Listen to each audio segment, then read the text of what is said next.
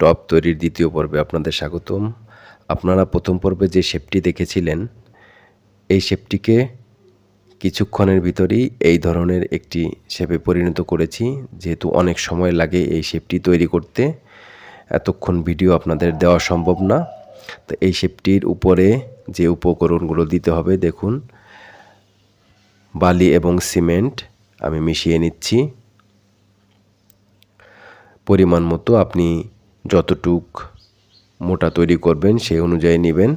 তারপরে এটার ভিতরে পানি দিবেন। পানি দিয়ে আস্তে আস্তে সুন্দর করে মিক্সড করে নেবেন। কারণ বালি এবং সিমেন্টটা যদি আপনার ভালো মিক্সড না হয়, সেক্ষেত্রে ফিনিশিংটায় সমস্যা হবে। তারপরে আমি ওই শেপটির উপরে দেখুন, আমি আগে কিছুটা দিয়ে দিয়েছি, যে একসাথে ভিডিওটা বড় হয়ে যায়, সেজন্যই আগে থেকে আমি একটু করে রেখেছি।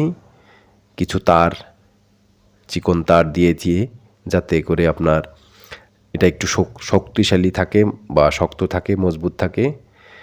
পরবর্তীতে দেখুন, এটা হচ্ছে আপনার সব জায়গায় দেয়া হয়ে গিয়েছে সিমেন্ট বালু।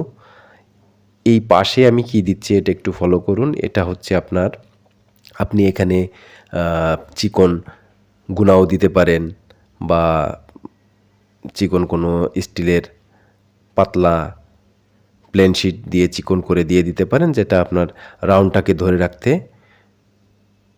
সাহায্য করবে।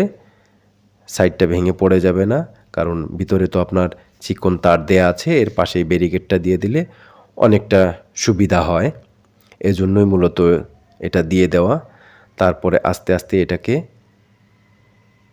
ফিনিশিংয়ে নিতে হবে।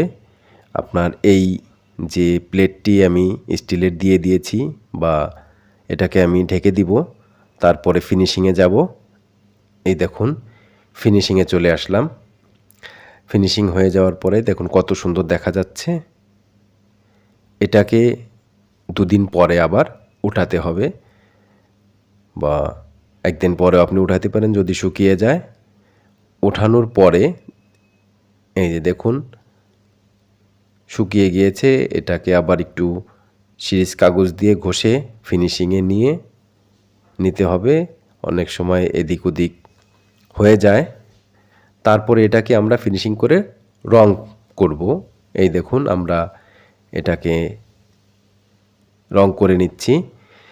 হোয়াইট সিমেন্টের সাথে আপনার যে কোনো কালার মিশিয়ে রং করে নিচ্ছি, যাতে